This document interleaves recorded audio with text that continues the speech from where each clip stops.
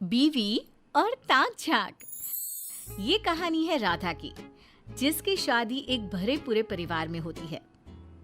आपके पिताजी ने ये घर अपने और हम लोगों के रहने के लिए बनवाया था। अब यहाँ जिसे देखो वो रहने आ जाता है। अरे तो क्या हो गया, सबका अपना पोर्शन है। अब गांव में तो पता है कोई भविष्य है नहीं। शहर में पिताजी का इतना बड़ा मकान है तो दो दो कमरे अपने भाई भतीजे को कुछ दिन के लिए दे रहे हैं। अरे जैसे जैसे सेटल होते जाएंगे चले जाएंगे। देखिए, मैं ये नहीं कहती कि किसी की मदद ना करें, लेकिन ऐसा ना हो कि ये मदद कल को हम लोगों के लिए मुसीबत बन जाए। तुम परेशान ना हो, सब ठीक हो जाएगा। कुछ समय निकलता है कि एक रोज अचानक राधा के बाल गिरने शुरू हो जाते हैं। चाची, पता नहीं क्यों मेरे बाल झड़े जा रहे हैं। मैंने डॉक्टर को भी दिखा दिया, लेकिन वो भी कुछ बता नहीं पा रहे। बुरा न मानना राधा, घर इतने लोगों से भरा हुआ है। अरे किसी ने कुछ कर दिया हो तो क्या पता। सब तो यही चाहेंगे ना कि ये मकान उनका हो जाए, फिर चाहे तुम लोग गर्त में चले जाओ। हाँ, ये बात तो है। मैं ना चाची किसी बाबा को बुला कर लाती हूँ।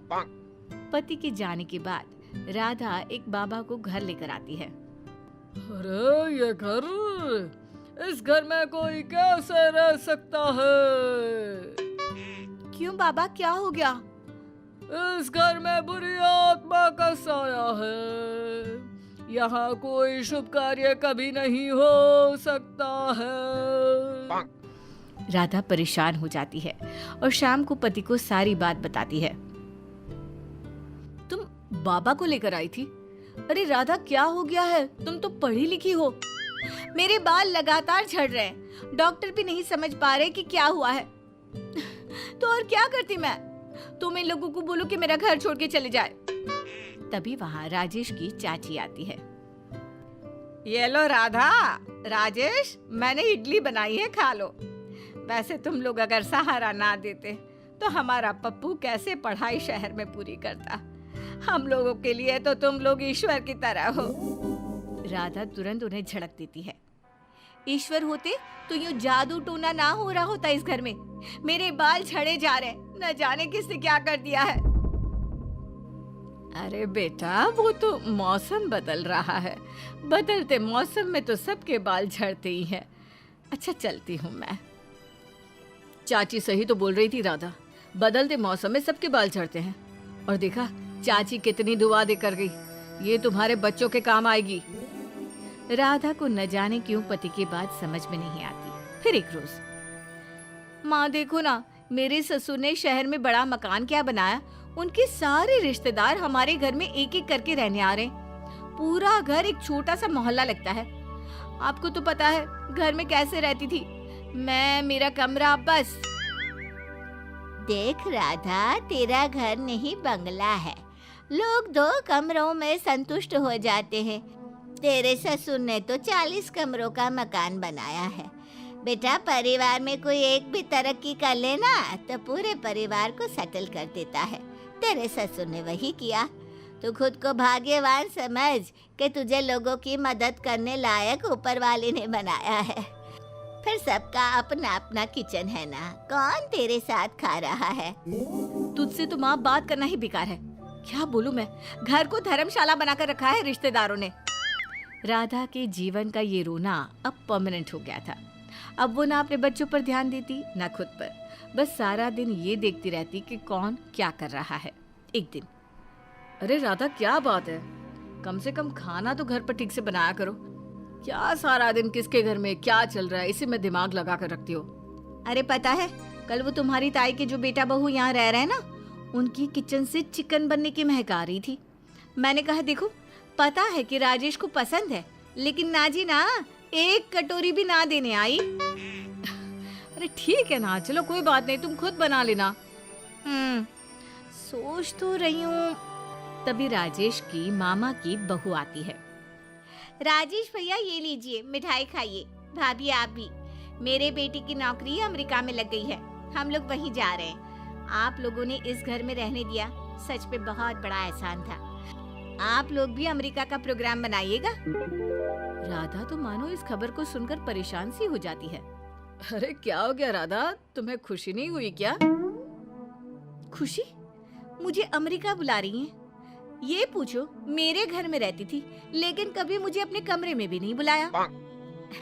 नाना राधा कमरे में नहीं बुलाती थी कारण एक ही कमरा, उस पे भी बेटी की पढ़ाई चलती थी। टीवी तो मैंने कभी देखा ही नहीं इसकी पढ़ाई के कारण, और कमरे में लोगों को कैसे बुलाती। लेकिन सच कहूँ आज लगता है मेरी तपस्या सफल रही। अच्छा मैं चलती हूँ।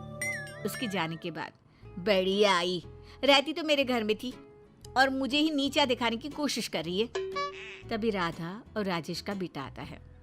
क्या कुशल, कैसी चल रही है नौकरी? कैसी नौकरी पापा, फिर छूट गई नौकरी। अरे करम जले, वो मीना बुआ का बेटा है ना, अमेरिका में लगी है नौकरी। तो माँ कभी मीना बुआ की मेहनत देखी है बेटे के लिए? जान लगा दी थी उसने पढ़ाने में, तूने क्या किया? ट्यूशन लगाकर फ्री।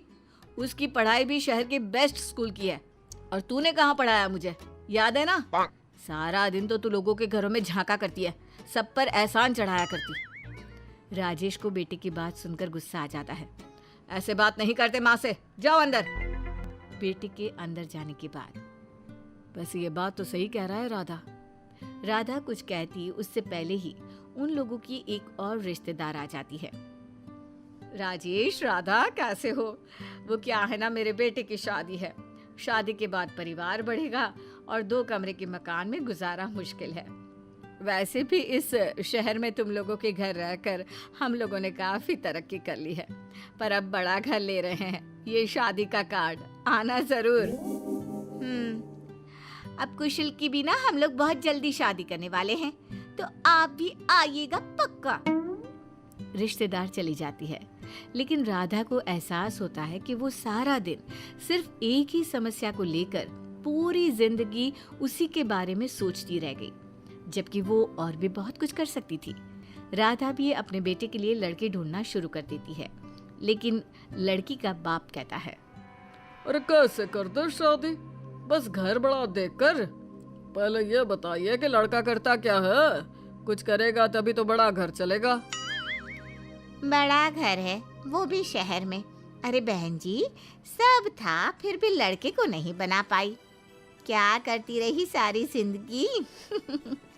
माफ कीजिए, हमें आपकी लड़की का रिश्ता मंजूर नहीं है।